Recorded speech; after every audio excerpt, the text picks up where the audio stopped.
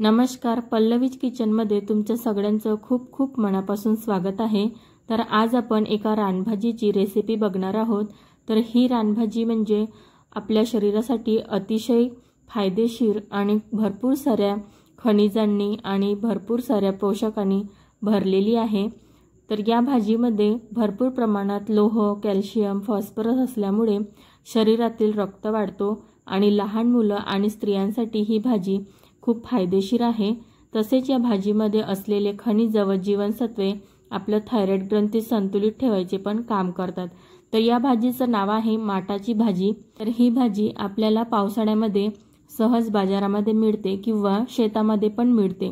तर ह्या भाजीला आपण चांगलं स्वच्छ 2-3 पाण्याने धुवून घेतलेलं आहे आणि अशी हिचे पानं तोडून घेतलेले आहे आणि कोवडे पण देठ आपण तोडू शकतो याचे आणि भाजीमध्ये वापरू शकतो। देठामध्ये पण भरपूर सारे विटॅमिन्स असतात, त्यामुळे कोवळे देठ भाजीमध्ये आवर्जून टाकायचे। तर आता हे आपली भाजी पूर्ण अशी चाकूनी छान असं बारीक कापून घ्यायची। या भाजीला अगदी बारीक कापायचं नाही, थोडं जाडसरच ठेवायचं, म्हणजे भाजीला पाणी सुटल्यामुळे भाजी थोडी अशी पातळ होऊ शकते, त्यामुळे थोडं जाडसर ठेवलं तर तेवढं पातळ होणार नाही भाजी। हे बघा, तुम्ही बघू शकता मी ही भाजी अशा पद्धतीने कापलेली आहे। खूप बारीक पण नाही आणि खूप जाडी पण नाही।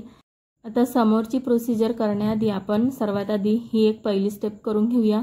तर सर्वात आधी आपण वाटण करून घेऊया मिक्सरमधून। तर मी इथे 7-8 मिरची घेतलेली आहे हिरवी आणि 9 ते 10 लसणाच्या पाकळ्या घेतलेल्या आहे आणि याला असं दरदर मी मिक्सरमधून वाटून घेतलेलं आहे।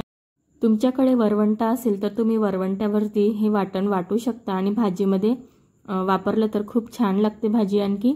तर इथे मी वाटण ठेवलेलं आहे आणि तेल टाकलेलं आहे 2 चम्मच। तेल गरम झालेलं आहे। तर इथे मी एक कांदा कापून घेतलेला होता। तर हा कांदा आपण आता तेलामध्ये टाकून घेऊया आणि 1 मिनिट ह्या कांद्याला तेलामध्ये परतून घेऊया छान। तुम्हाला जर इथे कांदा वापरायचा नसेल तर तुम्ही कांदा स्किप पण करू शकता। तर आता ह्या कांद्याला थोडं हलकंसं असं गोल्डन होतपर्यंत आपण तेलामध्ये परतून घेतलेलं आहे। तर आता आपण हे जे मिक्सरमधून वाटण काढलेलं आहे ते आपण आता याच्यामध्ये टाकून घेऊया आणि हे जे वाटण आहे ते पूर्ण मिक्स करून घेऊया तेलामध्ये आणि 2 ते 3 मिनिटपर्यंत हे छान तेलामध्ये परतून घेऊया, म्हणजे त्याचा जो फ्लेवर आहे तो छान असा उतरला पाहिजे भाजीमध्ये, त्यामुळे छान असं 2 ते 3 मिनिट तेलामध्ये परतवून घ्यायचं।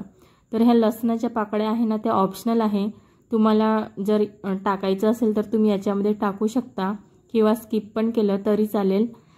तर बघू शकता इथे 2 ते 3 मिनिट झालेले आहे, कलर पण चेंज झालेला आहे। आता इथे मी 1 चम्मच मीठ टाकलेलं आहे आणि अर्धा चम्मच हळद टाकलेली आहे।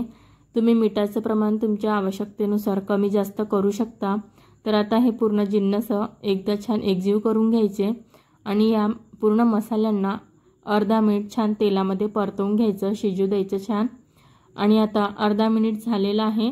तर आता इथे मी भाजी टाकून घेत आहे कापलेली। तर ही भाजी सुरुवातीला खूप जास्त दिसते कारण ही ओल्या पानाची राहते, त्यामुळे पण ही जशी जशी शिजत जाईल तशी तशी ती कमी होत जाते। आता या भाजीला चम्मचनी पूर्ण मसाल्यांमध्ये मिक्स करून घ्यायचं व्यवस्थित असं चम्मचनी हळूहळू। आणि आता बघू शकता तुम्ही इथे पूर्ण भाजी मिक्स करून झालेली आहे। आता इथे ताटी झाकून 5 मिनिटं लो टू मीडियम फ्लेमवर होऊ द्यायचं। 5 मिनिटं झालेले आहे। आता ताटी काढून बघूया आपण। तर बघू शकता तुम्ही इथे सुरुवातीला पूर्ण वाटं भरलेली होती भाजी, आता पूर्ण शिजून ती पूर्ण कमी झालेली आहे। तर हिला आणखी मी 2 मिनिट ताटी झाकून 2 मिनिट आणखी होऊ देणार आहे। तर ह्या भाजीला शिजायला जास्त वेळ लागत नाही, अगदी 7 ते 8 मिनिटांमध्ये ही भाजी शिजून तयार होते। तर आता 2 मिनिटं झालेले आहे, ताटी उघडून बघूया आपण। तर इथे भाजी आपण एकदा चम्मचनी छान मिक्स करून घेऊया। काही जण या भाजीमध्ये डाळ सुद्धा वापरतात, तुरीची डाळ किंवा मुगाची डाळ किंवा चण्याची डाळ याच्यामध्ये वापरतात। तुम्ही हवं तर ती डाळ वापरू शकता याच्यामध्ये, डाळ वापरल्याने पण ही भाजी चवीला खूप छान लागते। तर तुम्ही इथे बघू शकता किती मस्त भाजी झालेली आहे आणि ही भाजी बनवायला जास्त वेळ सुद्धा लागत नाही, अगदी पटकन ही भाजी तयार होते। 7 ते 8 मिनिटांमध्ये ही भाजी झालेली आहे।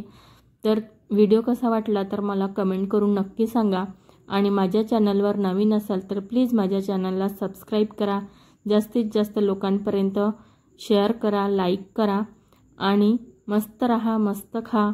Thanks for watching. नमस्कार.